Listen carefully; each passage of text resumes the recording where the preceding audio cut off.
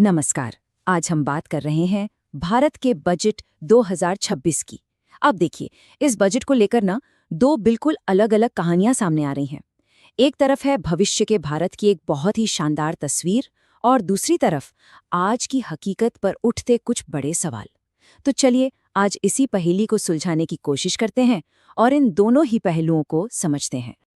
तो चलिए शुरुआत करते हैं सबसे बड़े आंकड़ों से, वो नंबर्स जो इस बजट की पूरी कहानी की नींव रखते हैं। तो देखिए, बजट का जो भाषण था वो बड़े बड़े वादों और घोषणाओं से भरा हुआ था। एक ऐसे भारत का वादा जो बिल्कुल फ्यूचर रेडी होगा, एक विकसित राष्ट्र। मतलब इसे सुन के ऐसा लगा जैसे देश एक बहुत बड़े बदलाव की दहलीज पर खड़ा है। और इन वादों में शामिल क्या क्या था? हाई स्पीड रेल कॉरिडोर, सरकार के कामकाज में एआई का इस्तेमाल, सेमीकंडक्टर मिशन।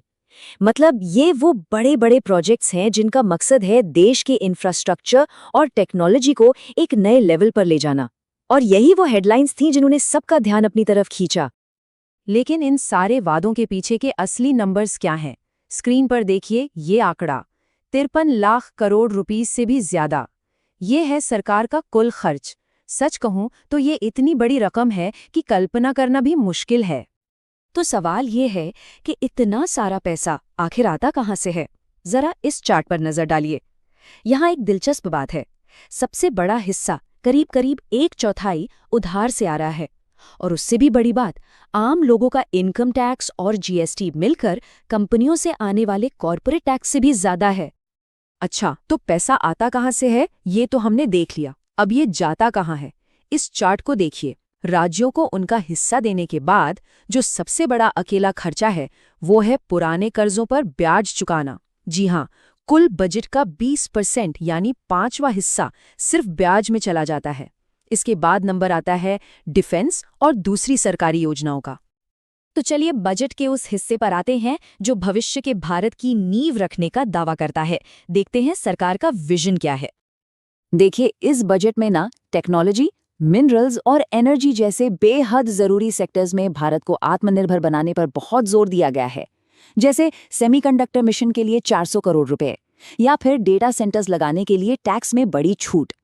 हर कदम का लक्ष्य यही है कि भविष्य की टेक्नोलॉजी के लिए हमें दूसरों पर निर्भर ना रहना पड़े।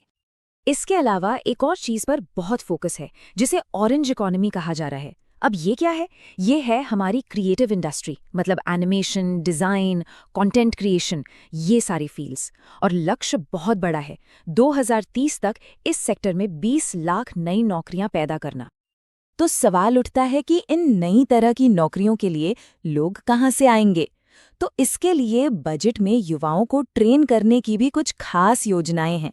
जैसे स्कूलों और कॉलेजेस में कंटेंट क्रिएटर लैब्स बनाए जाएंगे, टूरिज्म को बढ़ावा देने के लिए नए गाइड्स को ट्रेन किया जाएगा, और हाँ, लड़कियों को साइंस और टेक्नोलॉजी की फील्ड में आगे लाने के लिए हर जिले में हॉस्टल बनाने की भी बात कही गई है।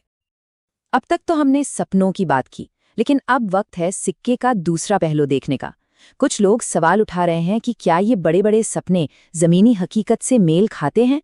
क्या बजट के आंकड़े इन महत्वाकांक्षाओं का साथ दे रहे हैं? आलोचकों का कहना है कि भविष्य पर इतना फोकस करते करते कहीं ऐसा तो नहीं कि हम आज की जरूरतों को ही नजरअंदाज कर रहे हैं। और वो इशारा करते हैं शिक्षा और स्वास्थ्य जैसी जरूरी सेवाओं के बजट की तरफ। एक उदाहरण देखते हैं, शिक्षा का बजट। इस ग्राफ को देखिए। नई एजुकेशन पॉलिसी का लक्ष्य है कि शिक्षा पर देश की जीडीपी का 6% खर्च हो। ये लक्ष्य कई दशकों से है, लेकिन असल में खर्च 3% से भी कम है, मतलब आधे से भी कम। अब जाहिर है कम निवेश का सीधा असर भविष्य की वर्कफोर्स पर पड़ेगा। और यही कहानी स्वास्थ्य क्षेत्र की भी है।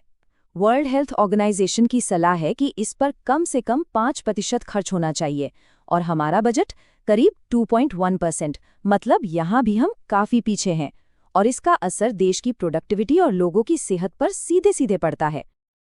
और एक और चौंकाने वाली बात, एक तरफ हम शहरों को आर्थिक तरक्की का इंजन बनाने की बात करते हैं, वहीं दूसरी तरफ शहरी विकास का बजट पिछले साल के मुकाबले 11.6% कम कर दिया गया है। तो ये तो हुई देश की बड़ी तस्वीर। अब आते हैं उस सवाल पर जो शायद सबको सबसे ज्यादा कीनीना है कि इस बजट का आम लोगों की जेब पर क्या असर पड़ेगा। तो देखिए, जो लोग इनकम टैक्स में किसी राहत की उम्मीद कर रहे थे, उनके लिए अच्छी खबर नहीं है। इनकम टैक्स स्लैब या रेट्स में कोई भी बदलाव नहीं किया गया है। लेकिन हाँ, अगर कोई शेयर बाजार में पैसा लगाता है तो उसके लिए एक जरूरी बदलाव है, और ये जुड़ा है सिक्योरिटीज ट्रांजैक्शन टैक्स यानी एसटीटी से। आसान भाषा में कहें तो ये वो टैक्स है जो शेयर खरीदने या बेचने पर लगता है, खास तौर पर फ्यूचर्स और ऑप्शंस ट्रेडिंग पर। जहां लोग ज्यादा रिस्क लेकर ट्रेड करते हैं, वहां ये टैक्स बढ़ा दिया गया है। सरकार का तर्क है कि वो सट्टेबाजी को रोकना चाहती है, लेकिन इसका सीधा मतलब ये है कि ट्रेडर्स के लिए अब ट्रेडिंग करना थोड़ा और महंगा हो जाएगा। अब बात करें रोजमर्रा की चीजों की, तो यहाँ कहानी मिली जुली है। एक तरफ चमड़े के जूते, बैग, मोबाइल फोन की बैटरी और कुछ दवाइयाँ सस्ती हो रही हैं, तो वहीं दूसरी तरफ स्क्रैप मटेरियल, शेयर बाजार में निवेश और घरेलू शराब जैसी चीजों के लिए ज्यादा पैसे देने होंगे। तो आखिर में हम इस बजट को कैसे देखें? एक तरफ भविष्य के बड़े बड़े सपने हैं और दूसरी तरफ आज की जमीनी हकीकत। इसका मतलब क्या निकालें? जो लोग इस बजट का समर्थन कर रहे हैं, उनका कहना है कि ये एक लॉन्ग टर्म बजट है, एक अनुशासित योजना। उनका मानना है कि जब देश की नींव मजबूत होगी तो समाज मजबूत होगा और इसका फायदा आखिर में हर परिवार तक पहुंचेगा। वहीं दूसरी तरफ आलोचकों का तर्क बिल्कुल साफ है। वो कहते हैं कि भविष्य पर फोकस करना अच्छी बात है, लेकिन इसकी कीमत आज की जरूरी सेवाओं से समझौता करके नहीं चुकाई जा सकती। स्वास्थ्य, शिक्षा, शहरी विकास, इन सब में और पैसे की जरूरत थी। तो ये बजट हमें एक बड़े सवाल के साथ छोड़ जाता है। क्या ये आने वाले कल के लिए एक दूरदर्शी निवेश है, या फिर एक ऐसा दाव जिसमें आज की जरूरी जरूरतों को नजरअंदाज करने का जोखिम है? खैर, इसका असली जवाब तो शायद हमें वक्त ही बताएगा।